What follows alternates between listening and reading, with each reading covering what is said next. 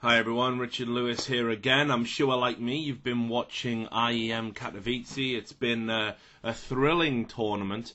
Lots of ups and downs, chills and spills, and you're probably expecting me to be talking about, I don't know, some of the games, some of the players, what's going to happen, blah, blah, blah. But I'm not. I wanted to just talk about one of the things that has been introduced sort of into the viewing landscape during IEM Katowice, and that is the option to listen to teams with their in-game communications for an entire match. Now, this is a horrible idea and not something I want to see become the norm for CSGO tournaments at all. And there are many practical reasons as to why this is a bad idea and detrimental to the players who are already under stressful conditions, lest we forget. And, you know, we'll go into them. But I think first off the bat, I think we can say a little bit, it's a lot like those shows where a master magician reveals how the magic trick is done, but that isn't the main reason why I feel we should all be rejecting this as an option in the future. Now, you've got to understand, I have no issue with little snippets of in-game communication being used to illustrate a point or add atmosphere to a good play.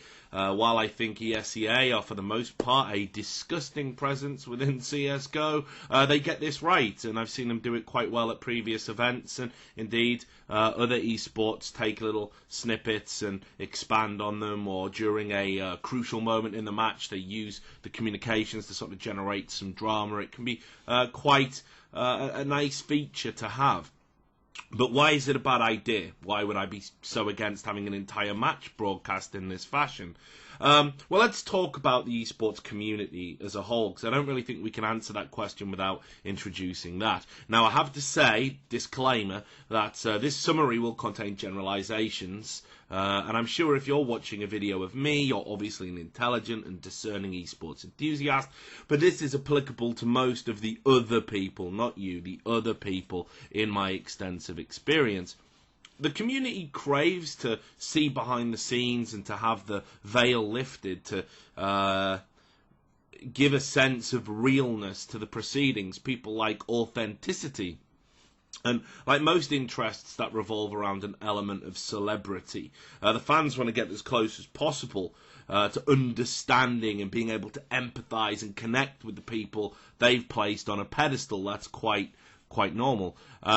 The esports audience, however, seems to crave this, but can rarely handle the reveal. They can rarely handle what they find once that veil is lifted. They end up like Charlton Heston banging his fist into the sand at the end of Planet of the Apes. They're just unable to accept that the people they look up to might be human after all. And worse still, in my experience, again, I found that the esports community has impossibly high standards for these people to begin with. I mean, really, all the things that they want to do and that they hold dear to themselves, that lack of accountability, that anonymity that they want, that they desire, well, they're not willing to afford any such forgiveness to the celebrities that they admire at such a great degree. So, if they hear a group of players or a player during a competitive match say something derisory about one of their opponents, and this is a common motivational ploy, which obviously we'll get to in a second, they divorce it from the context it was made in and immediately start to complain. Fans of the player in question act disappointed. Oh, how could you say a mean thing about another human being? I look up to you. I would never do this. I mean, of course, it's a lie. But, you know, and it's hilarious that they would even go down that road. I mean, if you were to take anyone's chat logs, anyone who plays online games, and take all of their chat, I'm pretty sure you would find some abuse, some insults, and some pretty awful things to be said. That's the nature of online gaming. It's frustrating. It throws you into a situation where you've got to have a team-based objective to be achieved with a bunch of fucking strangers, and it's very hard for you to empathise, and the channels of communication aren't always open. But again, that's a side issue. So, anyway, the fans of the player, that are that said the thing, that used the insult, they act all upset and hurt, and how could you do this? You've let me down. I looked up to you. I was going to name my firstborn child after you. And then if they're a fan of the player that got insulted, well, they then start to attack the player who said it for saying what they did. So already we've had Shocks have to come out on Twitter and explain that his comments about Na'Vi were not meant in a serious capacity, and that all the players respect each other out of game, that he indeed has good relationships with the Na'Vi players. And this has always been the case. I mean, in my experience, when I've been going to CS events, which, like I said, I've been doing that for over 8 years, I think there are a few scenes in terms of respect for the fellow competitors that are as unified as CSGO. I've seen it in the fighting game community, where players who win tournaments, they'll say, oh, look, I'll just put the prize money behind the bar, let's all go for a drink. I've seen that, but CSGO is almost there. It's almost on that level. You know, regularly, top-level pros will go out drinking together. They'll share time after events. They're generally gracious in defeat as well as victory. It's not always true, of course. You know, we've all seen the video of Fnatic and Nip. But as a rule, for the most part, it is true.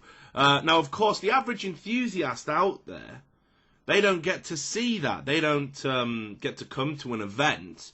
And if they do make it to an event, they're almost certainly not going to make it to the after party to see it firsthand. So I can forgive people for thinking that the jibes and the little barbs the pros take at each other are personal. But you've got to understand that it follows a formula that's very similar to boxing, which, you know, I did for a few years. And that is, you know, hype before, abuse during, but handshakes afterwards. That's the kind of formula and the structure in which it happens.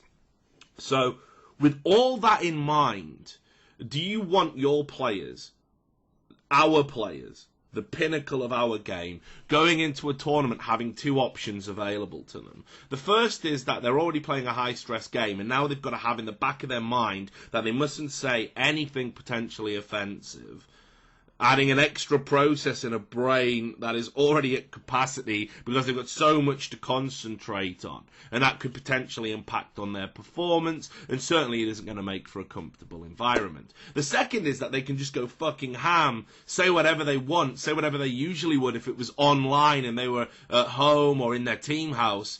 And then suddenly you've got a group of these butthurt fans, and, you know, I have to use that term loosely, that are trying to get the guy or guys penalised mid-tournament, be it by his organisation, his sponsors, or just by throwing abuse at them through social media until they cave and apologise. Now, I think it's equally worth noting that when your adrenaline is spiking and you've got it coursing through your veins, it can directly impact on language. It's entirely possible for crazy shit to just slip out in the heat of the moment. People say crazy shit during sex. One time I called this girl mom. Throw in the fact that it's a common motivational technique to build up your teammates by putting your opponents down, even sometimes to the extent of essentially dehumanizing them. Now, when I played rugby, this was something that we used to do all the time. You know, you would come together before the game, you would get in the huddle, and generally we would do this while stamping our feet or doing something to get the blood going. We would have our team captain telling us about the game and what we needed to focus on, and thinking about that first tackle, that big hit you were going to put in on an opponent. And then when we went out there, we were already worked up into a frenzy. We were already not looking at the opponents as fellow competitors trying to win a game, human beings. We were looking at them as obstacles that were preventing us from winning, and they had to be fucking destroyed by any means necessary. That's the competitive mindset you had to get in for something as physical and intense as rugby. So when things went wrong, or if someone did a good run, or if the opponent's putting a big hit on us, the first thing you would do is you would get that player who was subject to that by the scruff of the neck, or the player that made a mistake, and you tell them, like, right, okay, we're going to fuck this guy up. Next time, you hit him harder. Like, don't pussy out, you know, and you would say some pretty awful stuff. I mean, you would even encourage people to effectively break the rules of the game. You would take it quite as far as you could go, and hopefully without the ref seeing you and without being penalised. And I'm sure if you would listen to any of the conversations that I or my teammates had during that time, your perception of me would be very different to the perception you have of me now while I'm talking to you here. You would probably think that I'm a thug, or I have a propensity for violence, or that I'm not a nice human being. And, perhaps those things are true, but within the context of that match, you can't possibly draw such a strong conclusion. It's something that you have to do to get into the mindset of winning in that game. And again, I stress, if you've ever seen a rugby match, they'll batter the shit out of each other, then they form a tunnel, they have handshakes, and then we all go out drinking together and indulge in singing songs and drinking games. It's like the old adage that they say about rugby and football, which is football is a gentleman's game played by hooligans, rugby is a hooligan's game played by gentlemen. So, with all of that in mind, I think we can clearly see that there is a good reason why most sports don't have competitors mic'd up throughout the course of a tournament. It would just be a recipe for disaster. The broadcaster would be continually coming out and having to apologise, as would the players and the teams that those players played for. It's just the nature of the beast, unfortunately.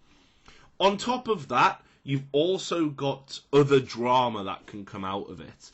Fans and the media alike like to speculate about internal issues. If communications between players don't conform to a standard we feel is appropriate. And keep in mind, when I say if we feel is appropriate, we have no real understanding of the team dynamic. We're not there on a day-to-day basis. We don't watch them train.